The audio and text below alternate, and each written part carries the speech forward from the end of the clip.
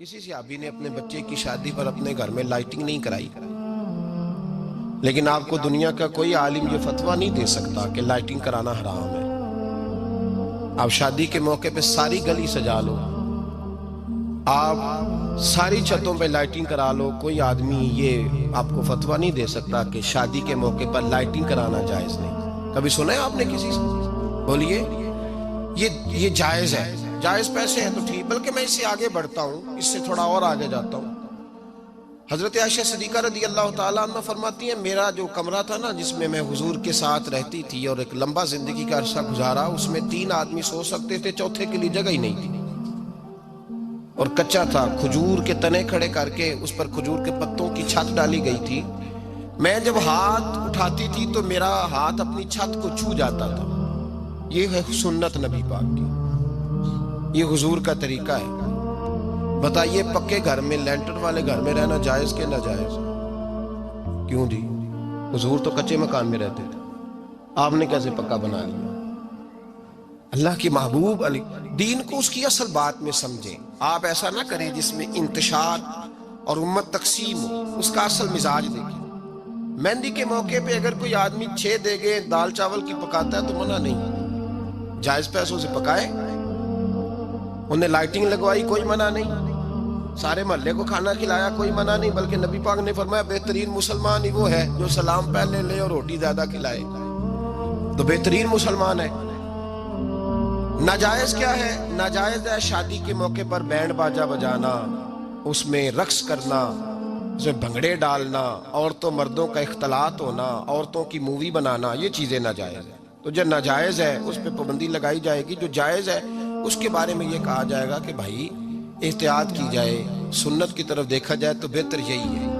لیکن اگر کوئی کسی آدمی کے پاس جائز پیسے ہوں، وہ 100 کنال کے گھر میں رہے، اگرچہ سنت یہ نہیں، اور یہ تو کوئی فتویٰ نہیں نہ دے سکتا کہ حرام ہے تیرا 100 کنال کے گھر میں رہنا، کہ ہے فتویٰ کہیں آپ نے سنا؟ تو ہمارے ہاں تکلیف کا معاملہ یہ ہے۔ دیکھیں میرے بھائی، کسی بھی صحابی نے، بڑے درد کے ساتھ بات کر رہا ہوں اور یہ میرا درد ہے، میں درد سے اپنے دل کو، اپنے ایمان کو حاضر ناظر کہہ کے بات کر رہا ہوں۔ امت بٹ جاتی ہے ہر موقع پہ یار، ہر جگہ ہی تقسیم ہو رہی ہے امت مسلمہ، ہر روز کچھ نہ کچھ فتوے ایسے مل جاتے ہیں جس میں دراڑیں پڑتی ہیں۔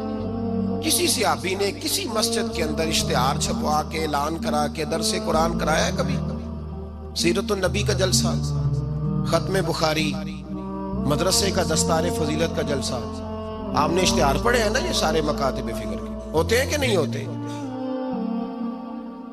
کسی صحابی نے اس طرح، وہ تو روز درس قرآن دیتے تھے، لیکن اس طرح اشتہار چھپوا کے، پوسٹر لگا کے، اور مصر سے کسی صحابی کو اسپیشل بلوا کے یا یمن سے بلوا کے مسجد کے اندر کبھی درس قرآن کے اجتماعات کرائے، سیرت النبی کے جلسے، ختم بخاری کے؟ او بھائی یہ ساری چیزیں حضور کے صحابہ کی سنت سے مروجہ انداز میں ثابت نہیں۔ مجھے بتا میرے بھائی، میں درد کے ساتھ تجھ سے سوال کرتا ہوں کہ سیرت النبی کے جلسے میں تو پشاور سے مولانا بلائے، پنڈی سے بلائے، تو گجرات اور کراچی سے لوگوں کو بلا کر کے اگر سیرت کا جلسہ کرائے، اور تو اس میں ایک آدمی کو کراچی سے بلوایا جا رہا ہے تو نے اس کو 20,000 کی ٹکٹ بھی دی، اور اشتہار پہ بھی جلسے پہ خرچ ہوا، پھر لنگر بھی پکا، کھانا بھی تو نے کھلایا، نہ تجھے کوئی بیوہ یاد آئی، نہ تجھے کوئی مسکین یاد آیا، نہ تجھے کوئی غریب یاد آیا؟ حالانکہ کہنا چاہیے تھا نا یہ جو ₹1,00,000 لگ رہا ہے کسی بیوہ کی خدمت کر دینی چاہیے، یتیم کو دے دینا چاہیے۔ درد کے ساتھ بات کر، سوال میرا یہ ہے کہ وہی کام جو سیرت کے جلسے میں ہوتے ہیں، پہلے تلاوت ہوتی ہے، پھر نعت ہوتی ہے، پھر کسی عالم کا بیان ہوتا ہے، وہی کام صرف نام بدل کے کیا جائے، عید میلاد النبی نام رکھا جائے صلی اللہ علیہ وسلم۔ یہ میں آپ کے ذہنوں پہ دستک دے رہا ہوں، تقریر نہیں کر رہا، صرف دستک دے رہا ہوں۔ او بھائی دیکھو، ایک آدمی وہی کام نام بدل کے کرے تو جائز ہے، اور اگر اس میں نبی پاک کے میلاد کا نام رکھ لیا جائے یا نعت کا نام رکھ لیا جائے تو پھر مجھے اجازت دے میں تجھ سے سوال کروں کہ صرف تجھے حضور کی تعریف پوری لگتی ہے؟ پھر مجھے اجازت دے کہ میں تجھ سے پوچھوں کہ صرف تجھے نعت اچھی نہیں لگتی؟ پھر مجھے اجازت دے کہ میں تجھ سے پوچھوں کہ تجھے صرف رسول اللہ کے قصیدے اچھے نہیں لگتے؟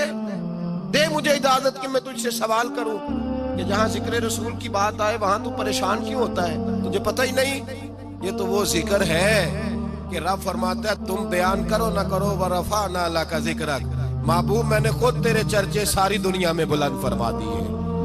اور نبی پاک نے پوچھا حضرت جبریل سے کہ چل جبریل تو بتا میری امت کو پتہ چلے رب نے میرا ذکر کیسے بلند کیا ہے۔ جناب جبریل کہنے لگے محبوبہ رب فرماتا ہے میرے نبی سے کہہ دے جہاں جہاں تیرے رب کا ذکر ہوگا وہاں وہاں تیرا بھی ذکر ہوتا رہے گا۔ یہ تو محتاج ہی نہیں کسی کا۔